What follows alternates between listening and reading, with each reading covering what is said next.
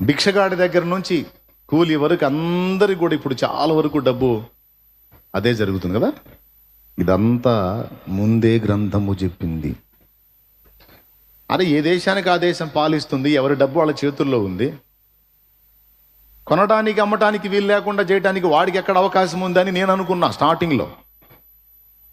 ఇప్పుడు జరుగుతున్న పరిణామాలను చూస్తే అమ్మ బాబోయ్, ఆయన గ్రంథమందు అచ్చైనా పొల్లైనా తప్పిపోదు బాబోయ్ అని అర్థమవుతుంది.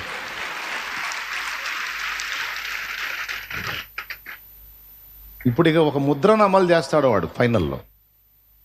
వాని పేరైనను లేదా వాని పేరిట సంఖ్య అయినను ఆ ముద్రను అమలు చేస్తాడు. ఎవరైనా సరే నువ్వు పండించిన పంట అమ్మాలన్నా లేదా ఎవడన్నా పండించిన పంట నువ్వు డబ్బులు పెట్టి కొనుక్కొని తినాలన్నా ముద్ర ఉండాలి.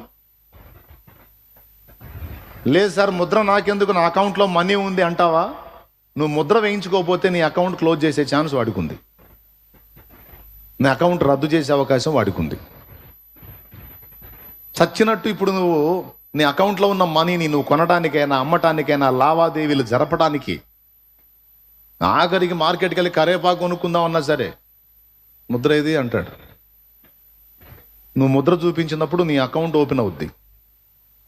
అప్పుడు నువ్వు ఏదన్నా వానికి ఇప్పుడు 5 రూపాయలు 10 రూపాయలు నువ్వు కొట్టాలి కరివేపాకు. అకౌంట్ ఓపెన్ అవ్వాలంటే ముద్ర చూపించాలి. ఇప్పుడు కొన్ని ఆఫీసులు ఓపెన్ అవ్వాలంటే జస్ట్ ఒక కోడ్ ఉంటుంది, అది చూపిస్తే చాలా ఓపెన్ అయింది, ఇంకెవడొచ్చినా ఓపెన్గా. ఆల్రెడీ ఇవన్నీ మీరు చూస్తూనే ఉన్నారు. ఇప్పుడు సమాజంలో భవిష్యత్తులో ఇంకా కొన్ని సంవత్సరాల్లో ఇది బాగా డెవలప్ అవుతుంది. అప్పుడు అందరికీ నొసటి ఎందైనను కుడి చేతి ఎందైనను ఆ ముద్రని పెట్టేస్తారు. ఇంకా అది ఉంటేనే నువ్వు మార్కెట్కి పోయి కూరగాయలు తెచ్చుకోవాలన్నా టమాటా కూడా ఇరు, కరివేపాకు కూడా ఇరు, కుదరదు.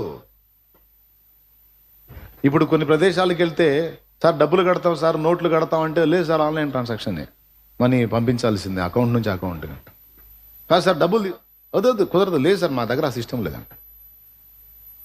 టోల్ గేట్ దగ్గర చూడండి మీరు, ఇప్పుడు ఏమవుతుంది అర్థమైందా మీకు? నేను ఇస్తానన్న వాడు తీసుకోడు. ఇప్పుడే అర్థం అవట్లా, భవిష్యత్తులో ఇది ఇంకా డెవలప్ అవుతుంది. అందరి అకౌంట్లో సొమ్ము ఉంటుంది, వాడే పంపిస్తాడు అవసరమైతే, డబ్బు మీ అకౌంట్లో వాడే వేస్తాడు అవసరమైతే. అది నీకు యూజ్ కావాలంటే ముద్రయించుకో అంటాడు. ముద్రయించుకో నాకు మొక్కు, అది మొక్కినోడికి పండగ. మొక్కి ముద్రయించుకున్నావా ఇక నీకు చూడు పండగే పండగ. లేదా ప్రభుత్వ ధిక్కారం, రాజ్యాధికార ధిక్కారం కింద నీకేమైనా చేస్తాను నేను. అందులో మొట్టమొదటిగా నీ అకౌంట్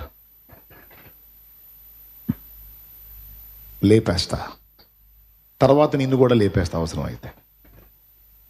అంతే.